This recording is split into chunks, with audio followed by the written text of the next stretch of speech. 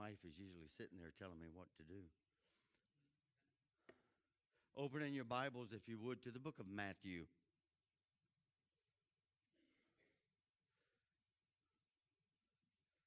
I want to spend just a little bit of time with you this morning on something that's very, very important.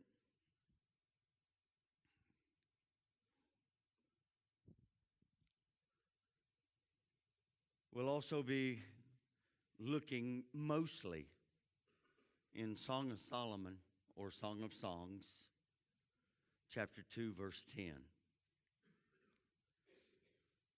I want to look at the call with you this morning for a few moments. Don't know how far we'll get in this. The call. You know, sometimes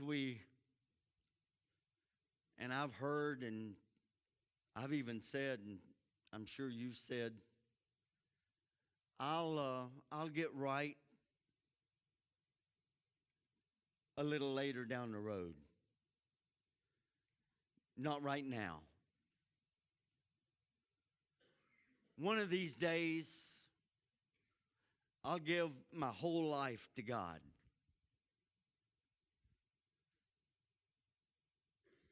I've had people say to me, when the time's right, I'll do it, but not right now. We get the idea that we come to the Lord when we choose. I'm here to tell you something different this morning. The church, not the visible church. There's a visible church that's worldwide, every denomination, every building, every group of people. They belong to the church, the visible church. I'm talking about the invisible church, the church that's inside the church. I'm talking about the true church, the bride of Christ. When we become a member of that bride of Christ, it is not by our decision. You are invited. If you are not invited, you don't become a part of that church, that bride. That moment of invitation, and yes, it may be a dozen times in coming, but there'll come a time when that invitation expires. I know we don't like to hear that, but Jesus said in the Word that invitation will not stay open forever. God said, my spirit will not always cleave with men's spirits. We like to think that we're in charge. We're not in charge. It's His bride. It's His choice. Now, I don't know many of you ladies in here that would like an arranged marriage. That somebody's going to tell you who you're going to marry. I know most of you, and you don't like that. You'd want to rise up and have a few words about that. Jesus has invited you to be a part of His bride. And He gives out that call. Come unto me. Come and go with me. Walk with me. As He was walking the shores of Galilee, He saw fishermen and He says, come, follow me and I'll make you fishers of men. Had they not followed, they would have never become. had you not said yes at his invitation, there's a chance you wouldn't be a part of his bride. Now, I don't know who is and who ain't. I know that's not good English, but it gets the point across. My mom always said, ain't a word.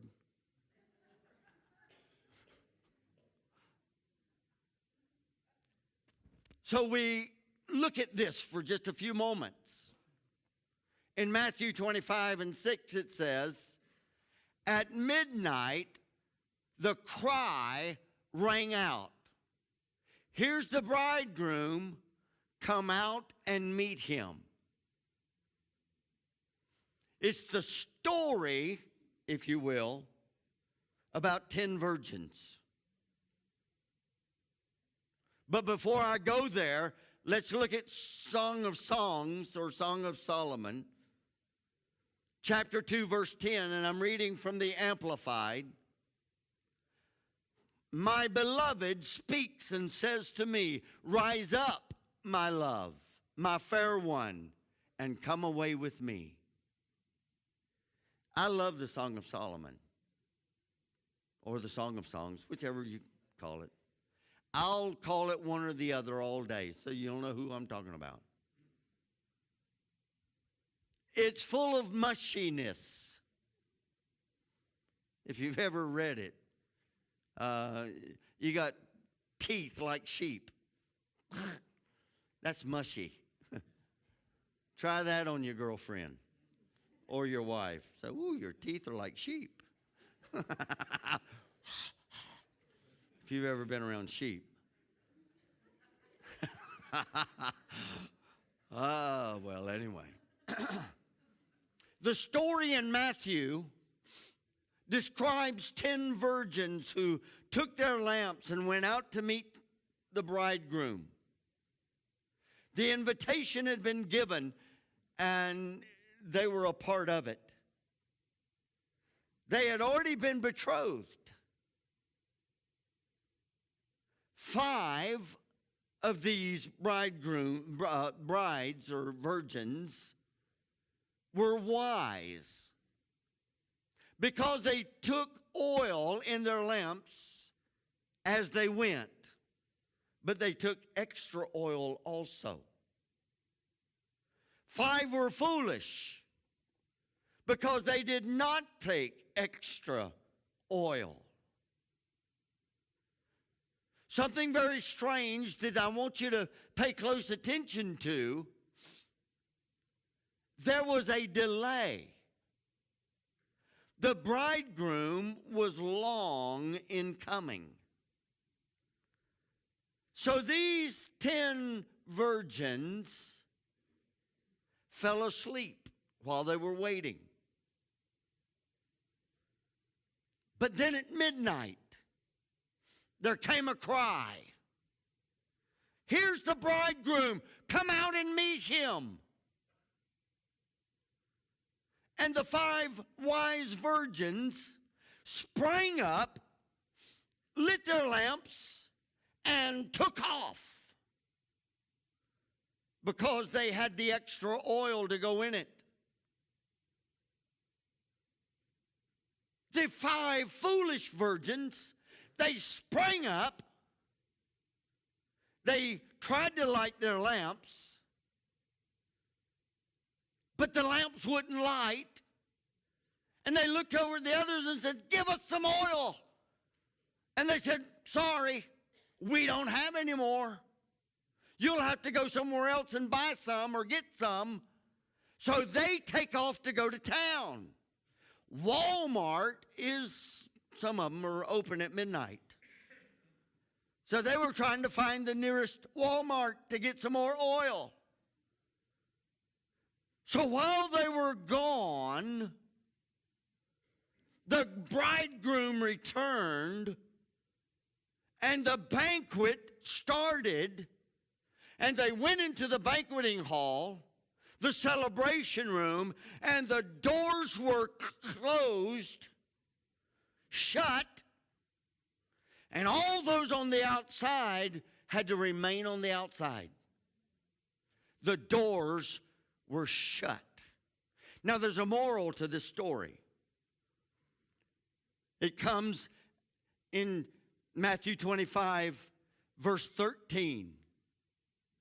Keep watch, because you do not know the day or the hour. Can you imagine what would happen if the rapture took place right after you had said a string of curse words about that long? Or right about the time you had blown your top and you had just lost your temper and you threw stuff all over the house. Or right after you had stole something and walked out of the store and poop, there he is.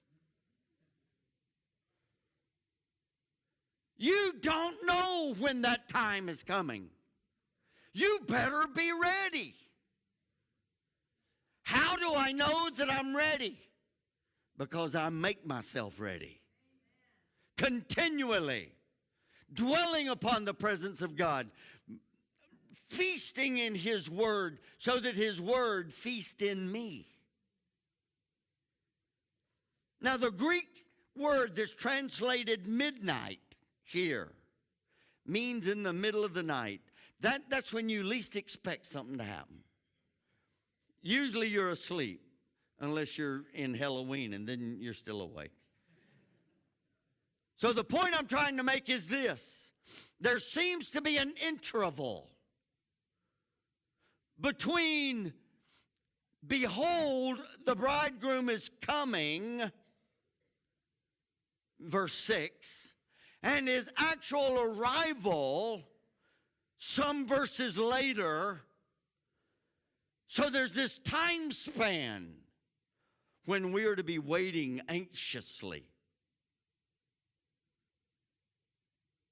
In concert with this, I think it's during that time that there's coming quickly, even now, upon the church, a great awakening. And I believe that great awakening really comes just before the return of Jesus in the clouds for the rapture. I believe we're right on the precipice of this happening. You say, well, they've been saying that for years and years and years. Yeah, and we're years and years and years closer to it than we were when they said it. So if they were urgent then, how much more urgent should we be now? And if you'll look at what's happening around the world, you better grab your bootstraps because something's fixing to happen. The call will go out that He is returning, and we'll see a revival among the churches like we've never seen before.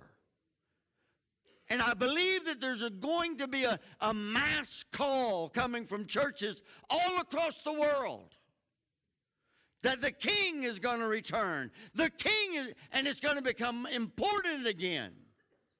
When I first came into Pentecost, you didn't hardly go a month without hearing a message about the rapture of the church. It was continuous. I believe we're going to go back into one of those kind of times. When we hear about, when we think about the rapture of the church. Have you ever woke up and did it happen? Am I left?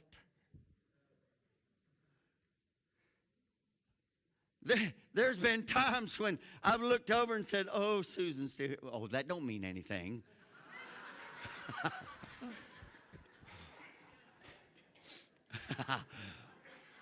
I actually got up and went in to make sure Damaris was still there in the crib. She was little. If she's still there, I'm okay, because she ain't old enough to get ornery yet. I don't know if you've ever had those moments. I've had those moments. I had to check things out. I've even called my mom one time when I was in the Air Force, because it just seemed weird whenever I woke up. So I called Mom because I knew if Mom was there, I was still okay. I was not saved. And I called her. Everything okay? Oh, okay. Why did I call at 6 o'clock in the morning? I'm just checking, Mom. See how y'all doing. What we're talking about in this story, hear it now, is the very last days. There's last days and then there's very last days. I believe we're in the very last days. Those days just before the second coming. If you remember sometime back a couple of years ago or so, when we were, what on earth is going on, based on a book by David Jeremiah, we were studying and going through that. I said, watch Syria and watch Russia, because they're going to be part of the key. Guess what's just happened? Syria and Russia. If you don't have Jaggers yet, you will. Hold on. I believe the very last days. Now, they might be 1,000 years long. I don't know. But it could be tonight, tomorrow, whatever. The trumpet blows, the archangel shouts, and we lose gravity.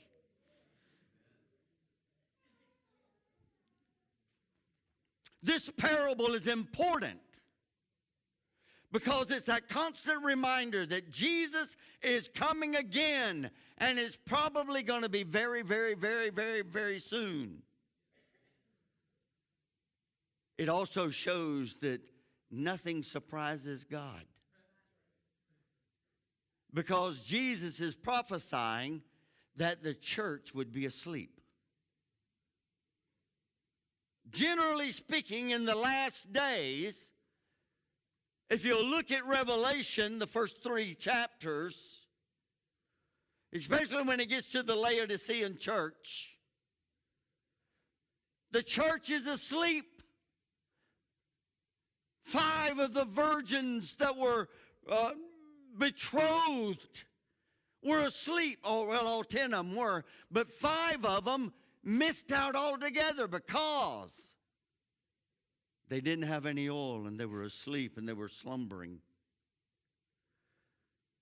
There's a similar story in the book of Song of Solomon. This book is special because you read its pages and suddenly there's a picture that becomes very, very clear of a love relationship between the Lord Jesus Christ and his bride. That it's all a metaphor of how the bride feels about the groom and the groom feels about the bride. How Jesus feels about me and you, and the relationship that we have together. How we are supposed to feel about him. Those who are saved by grace, those whose names are written in the Lamb's Book of Life, those who are a part of the true church are a part of his bride. And if you can take Jesus or leave him, you're not a part of that bride. Or you have a bad relationship with him and you need some counseling. We see that great love that Jesus has for the church, who gave his life for her. He gave his life. That's how much he loves. He paid that extremely high price for you and me. He has wooed her. He has given her precious gifts. We are also given a glimpse inside the heart of the bride and how she is supposed to feel toward that groom. All of this is a part of the call. There's a calling bridegroom this morning. That bridegroom is going forth and he's calling. He has sent his servants out to gather up the bride, to bring her in. Song of Solomon chapter 2 verse 10, as we've already read, we have the call of the bridegroom to the bride. Arise, my love, my fair one, and come away with me. That's the rapture of the church.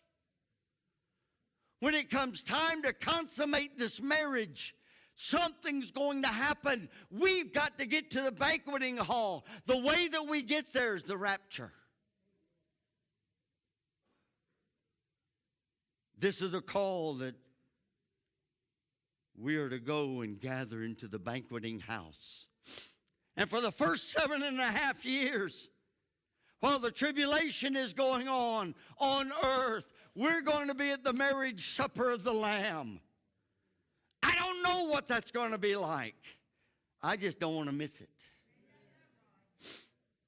If you had a special invitation to the White House to, I don't know, some big banquet, something, you'd do everything you could to get there. Because you'd want to see what it's like. You want to taste some of that food. Caviar with your finger in the air. Man, you can go to Lake Okeechobee and get some fish eggs. They fry them up there. Yeah, they're a delicacy. They taste like sand, but they're good. Yeah. I don't know. I don't think there's going to be caviar. I think there's going to be some manna on the side. I want to taste some manna. Anything that can sustain 6 million people for 40 years, I want a bite of that stuff. Tastes like honey in your mouth. And it said like toasted sesame seeds and honey. I like that stuff. I want some. But I guarantee you've never seen a table set like that table's going to be set. He's the master of the universe and the architect of it all. And if he can form anything that's so beautiful as this earth, as a rose or other flowers like an orchid, can you imagine? We are to be called to that banqueting house where we'll experience that blessed excitement and the praise of his presence. Because his presence is going to dim everything that's there. If you don't have an invitation, you don't get there. Nobody is going to just wander in. You go there on purpose. The bridegroom, realizing that the place of greatest blessing is often in that banqueting house. That greatest place of blessing is often the place of greatest danger. When you and I are just lost in rapt worship, we are the most vulnerable at those moments. It's so easy to become so preoccupied with the blessings, so preoccupied with the worship, with the music, with the grandeur of everything that's happening, that we lose sight of the blesser. And Jesus becomes secondary. And we start worshiping the worship. I see it happen in churches all the time, where the worship is more important than Jesus. It's more important than the word. Worship takes the place of everything. And we get so lost in worship, so lost in praise, that we're in danger. And he knew that. So he calls out to his espoused bride. Leave that honeymoon experience. Leave that place of blessing and praise and honor and glory. And let's go into deeper things. Paul says it in the book of Hebrews, chapter 5, right at the end.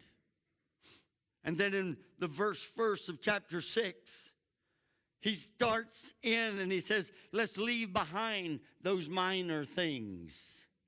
You go back and read what those minor things are, and you say, Paul, these aren't minor things. These are the things we major on. He says, no, we leave them behind and we go deeper. God wants us to go deeper with the bride. The bride is reluctant. Oh, hear this. This is worth your admission price, whatever that was. You say, well, I didn't pay anything. Okay, that's what it's worth. Listen, the bride is reluctant to leave that house of banqueting and praise. Why? She didn't want to lose the excitement of that place. She didn't want to lose that grandeur of that place. Oh, so often we get caught up. We get caught up in the praise. We get caught up in all of the people, and it becomes so much more important. And Jesus said, I got people on the street that's dying. There's souls that are going into hell, and nobody's telling them that I love them. Come out. There was a song for years. It was very, very popular. My house is full, or my table is full, but my fields are empty. Who will go and work for me today? All my children, he says, wants to sit around my table, but nobody wants to go and work in my fields. He calls for her, come away from that place of danger, that place of excitement and praise. So she turns to him and she says something. Now, all of you have quoted this, you've read it, you know it. Chapter 2, verse 15, Song of Solomon. Catch for us the foxes, the little foxes that spoil the vines. For years, I wondered what that meant. Oh, I've heard the explanations. The big foxes could rear up and eat the grapes. The little foxes had to jump up and they would tear the vines down so that they could get to the grapes.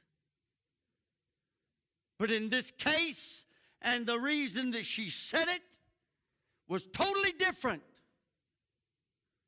What she was saying was, I'm stalling for time. I don't want to leave this place. I love the way that things are going right now. I like the way that we're worshiping and praise. I like the atmosphere. I don't want to go out there. So go catch me some little foxes. They're the hardest to catch. She was saying, give me some more time. Just wait. Just wait. Wait for me until I'm ready. Oh, so many have said that to Jesus. He's saying, come to me now. Come and go with me now. No, just wait till I'm ready. I'm just not ready yet. That's what she's saying. And then she says to her lover, be like the gazelles or the young stags on the rugged hills until the morning. In other words, just go and run across the hills for a while. Out in the dew, in the weather, in the cool of the night. Leave me alone. I like where I'm at. The bride takes this attitude for a reason. She takes that attitude because she has not learned how to have faith and obedience in her eternal husband. It's all about her. It's all about what I want. It's all about me. Have you ever stopped to consider what being all about you, all about me, all about unbelief, not trusting Him, not obeying Him? Have you ever stopped to realize what it might have cost you? The blessings that you've missed? The gifts that have slipped by? Those things that Jesus has promised to you that never came about because you said, oh, give me a little time.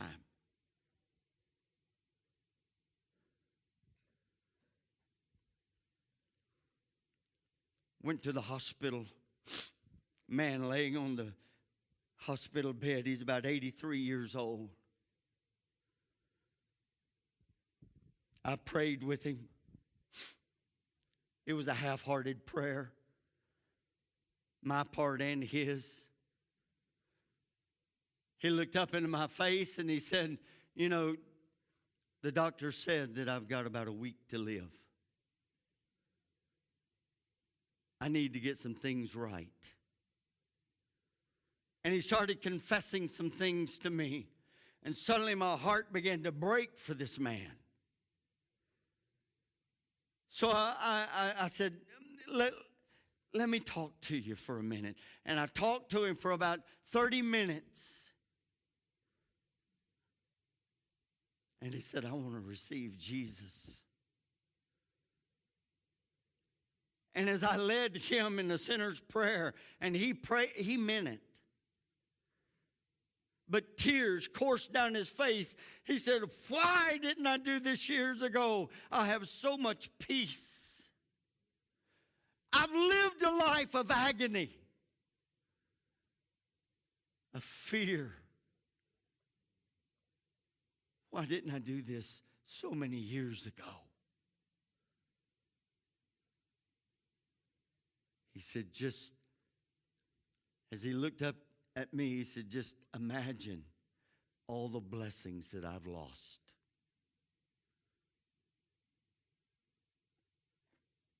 We don't know the blessings that are right there for us if we'll just take the step. The peace, the joy, the presence, the friendship. All of heaven comes to our aid.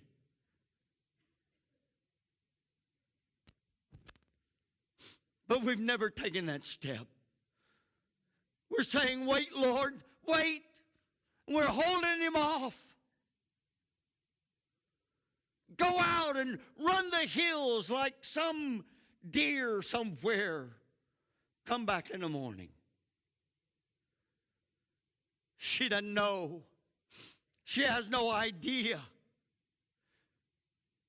what her unbelief, what her questions are costing her. God is prepared to do for you all that is required. He has put all of heaven at your disposal. Whatsoever you ask in my name. There has to be a relationship before you can use that name. You do not have the authority to use his name if the relationship is not there. You can pray in his name all day long. If there's no relationship, there's no power.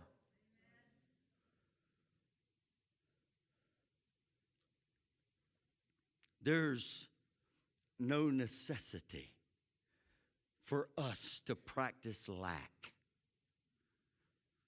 Listen to that statement again, would you please? There is no necessity for us to practice lack. So many of us do without so much. And it's because we don't have that relationship. Ephesians chapter 3, verse 20 says, God is able to do exceedingly abundantly above all that we ask or think. Sometimes we get the idea that that's for the whole world. Yes, he's saying it to the whole world, but it applies to those that are his betrothed. 2 Corinthians chapter 9, verse 8 says, and God is able to make all grace abound to you, so that in all things at all times, having all you need, you can abound in every good work.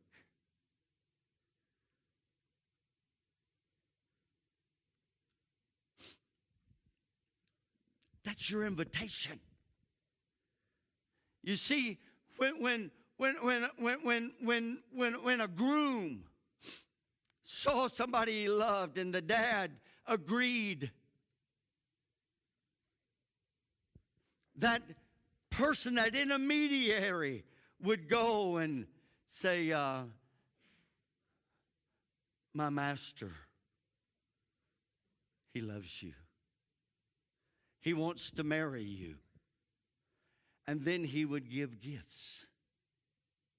This is a token of his love. When Eleazar went out, Abraham sent him, go to the land of my people and find a wife for my son Isaac. And he saw her by the well. And she watered his camels like he had asked. He went over to the camels and he got the gift. And he went back and he says, I have a master. Can I talk to your father? And she looked at the gift and said, woo, this is a keeper. That's Lewis 2 and 4. You won't find that in the King James Version. But you could tell she was impressed. The question, will you go with this man? That's the question that I pose to you this morning. Will you go? And once you say yes, then you're a part of that wedding party. You're betrothed, which is just like being married. There's a relationship that's there. And all these gifts apply to you. That consummation of the wedding is going to be at the marriage supper of the Lamb. For 7 years, we'll banquet with him. What glory and honor. What tremendous honor. That's for you. Yeah, I've only got 1 point. I may or may not finish this. I don't know. I've got more to say. It's not your jump up and shout and run all about. Unless you really dig down into this. And then it's jump up and shout and run all about. Because you know, you got a husband like nobody else. Hallelujah. The King of Kings and the Lord of Glory. The very Son of God. Bow your heads, please.